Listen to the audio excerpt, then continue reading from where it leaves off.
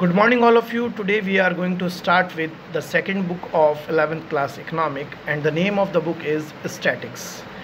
So in this book we are going to study about the uses of statics for economics, यानी कि हम statics का use क्यों करते हैं इकोनॉमिक पर्पसेस की स्टडी के टाइम पर, या स्टैटिक्स की क्या रोल है इकोनॉमिक इश्यूज़ को स्टडी करने में। ये चीज़ हम लोग इस बुक में या इस चैप्टर में हम लोग देखने वाले हैं।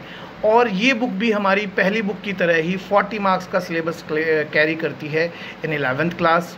तो in this book we are first going to start with our first chapter, and the name of the chapter is introduction of statistics. तो अब इसमें हमें सबसे पहले, क्योंकि इसमें इकोनॉमिक्स की डेफिनेशन दी है तो उसे ही हमें पढ़ना होगा। और ये लोग बता रहे हैं कि इकोनॉमिक्स जो है वो एक साइंस है जो कि इस चीज़ की स्टडी करती है कि रिसोर्सेज, स्कैरी रिसोर्सेज का मतलब है जो लिमिटेड है नेचर में, या जो जिनकी कमी है, जो बहुत ही लिमिटेड फॉर्म में हमें नेचर ने दिए हैं, उनका यूज़ करते हुए एक इंडिविजुअल या एक ह्यूमन बीइंग कैसे बिहेव करता है और किन किन कंडीशंस को वो फेस करता है इन स्कैरी रिसोर्सेज को यूज़ करते हुए।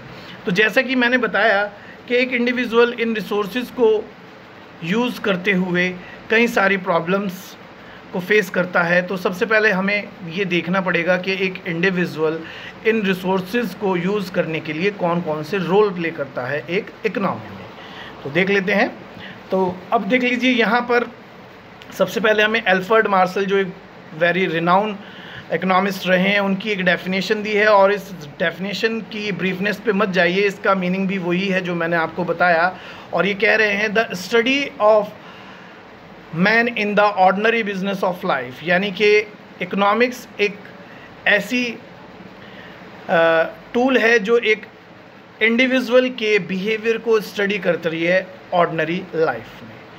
तो यही चीज़ इन्होंने भी बताई है। अब हम लोग देख लेते हैं कि एक इंडिविजुअल कौन कौन से रोल प्ले करता है गुड्स एंड सर्विसेज या स्कैरी रिसोर्सेज को कंज्यूम करते हुए या उनका यूज़ करते हुए कौन कौन से। सबसे पहला रोल प्ले करता है वो एक कंज्यूमर का। कंज्यूमर कौन है? कंज्यूमर कोई भी वो पर्सन है जो किसी भी चीज़ को यूज़ कर रहा है। अगर मैं किसी चीज़ को यूज़ कर रहा हूँ तो आई एम अ कंज्यूमर। और मेरी बात को ध्यान से सुनिएगा कि कंज्यूम करने का मतलब है किसी चीज़ को यूज़ करना, ना कि उसे परचेज़ करना। ठीक है? कंजम्पशन और कंज्यूमर और कस्टमर दोनों अलग अलग चीज़ें होती हैं, दोनों में डिफरेंस होता है। डिफरेंस क्या होता है? कंज्यूमर का मतलब जो किसी चीज़ को यूज़ करे, और कस्टमर का मतलब जो किसी चीज़ को परचेज़ करे, यूज़ ना करे। ठीक है? तो नेक्स्ट चीज़ है कंजम्पशन। कंजम्पशन क्या है?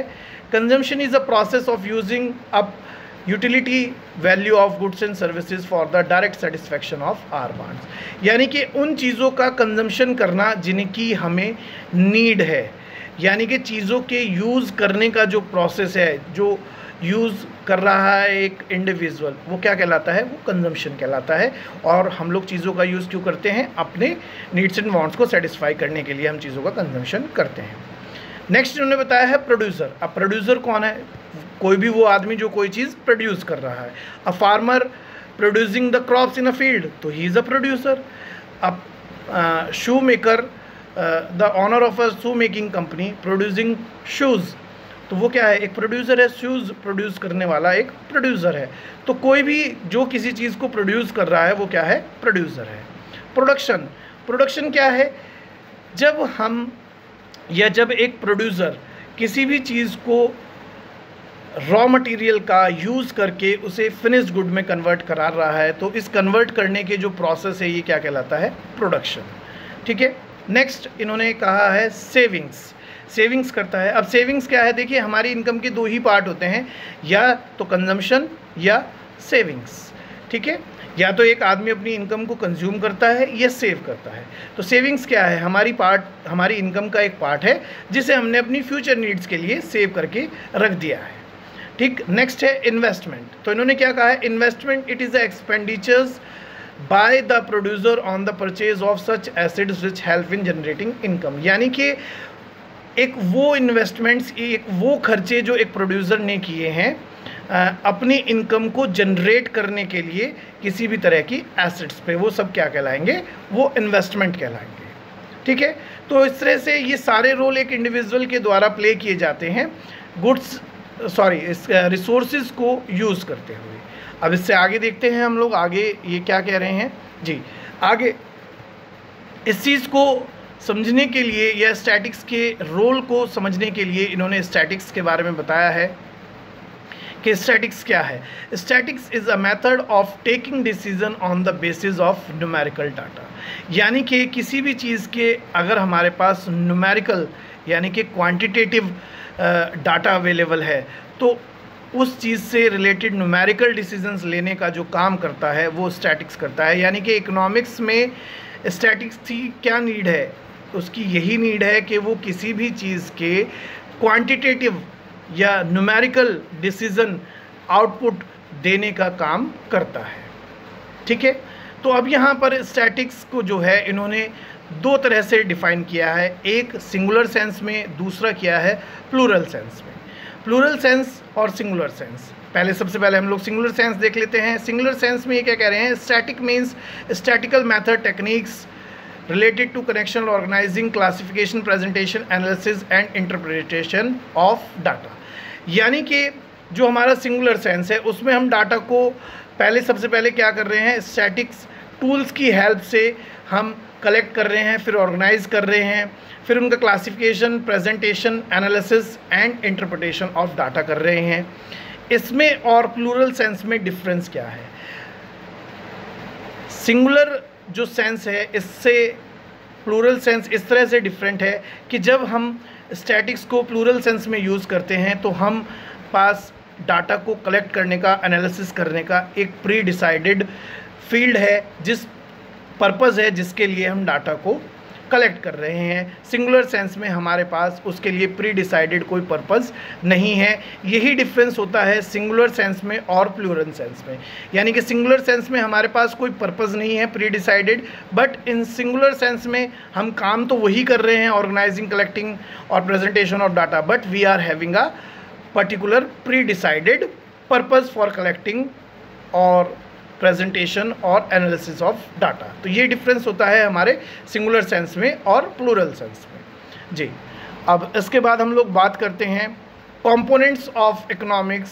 There are 3 components of economics that we have studied at the starting.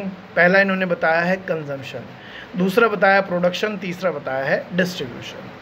तो इन्होंने इकोनॉमिक्स के कंपोनेंट्स के बारे में बताया है कि इकोनॉमिक्स के 3 कंपोनेंट्स होते हैं। कंजम्पशन यानी कि चीज़ों को कंज्यूम करना अपनी नीड्स एंड वांट्स के अकॉर्डिंग। दूसरा बताया है प्रोडक्शन, चीज़ों को प्रोड्यूस करना by a producer according to the demand of consumers in an economy for satisfaction of their needs and wants. यानी कि चीज़ों का प्रोडक्शन करना अकॉर्डिंग टू द डिमांड, उसमें जैसी डिमांड है प्रोडक्ट से कस्टमर्स की, उसके अकॉर्डिंग, जिससे कि वो अपनी नीड्स एंड वांट्स को सेटिस्फाई कर सकें।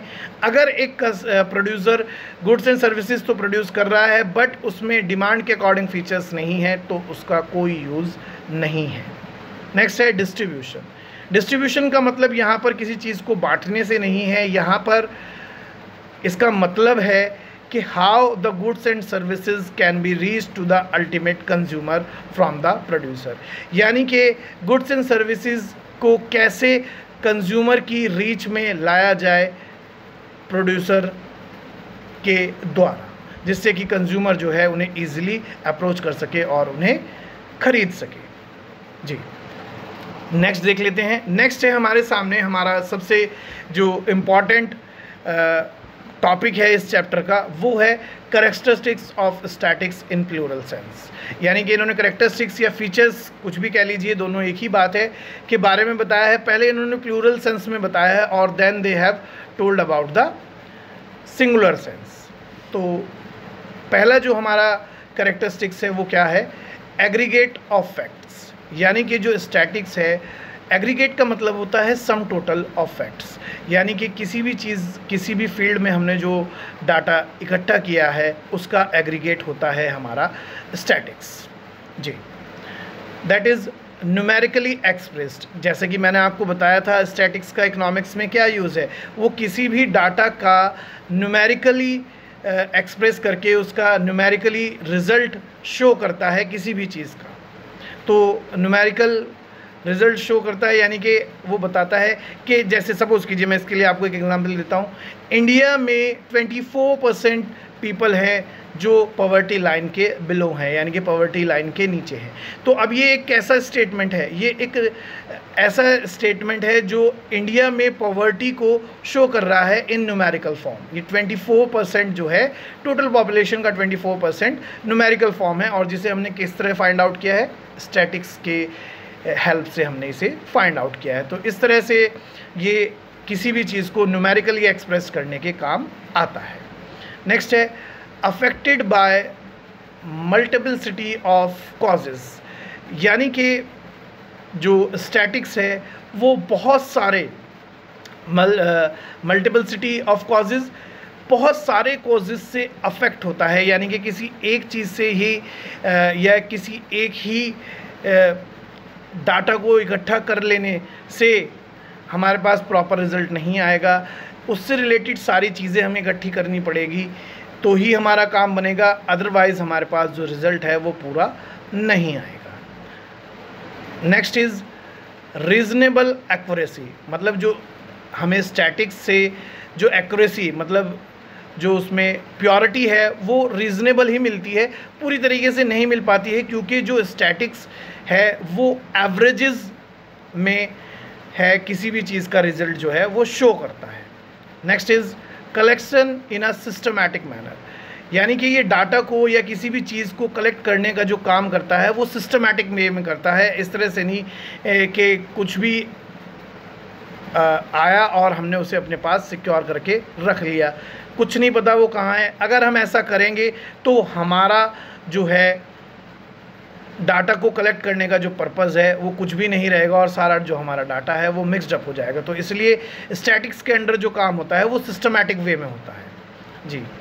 प्री डिटरमाइंड पर्पज़, यानी कि देखिए अभी जो हमने पहले वाला इससे हेडिंग पढ़ा, ये उसी से मिलता जुलता है कि प्री डिटरमाइंड पर्पज़, यानी कि हमारे पास जो डाटा होता है उसे कलेक्ट करने का हमारे पास प्री डिटरमाइंड पर्पज़ होता है। इसीलिए हम लोग डाटा को क्या करते हैं, सिस्टमैटिक वे में कलेक्ट करते हैं, जिससे कि जिस भी तरह का डाटा हमारे पास आ रहा है वो उस पर्टिकुलर पर्पज़ को ही सेटिस्फाई करता हो जिसके लिए हम उसे कलेक्ट कर रहे हैं। क्योंकि अगर हम हर चीज़ को कलेक्ट करेंगे तो हमारा टाइम, मनी और एफर्ट्स सब चीज़ वेस्ट होगा। तो इसलिए इसमें एक प्री डिटरमाइंड पर्पज़ होता है और उसी के अकॉर्डिंगली हम लोग क्या करते हैं, डाटा को कलेक्ट करते हैं जी। Next is placed in relation of each other, यानी कि each and every component the data which we have collected has relation with each other, that's why they are affected with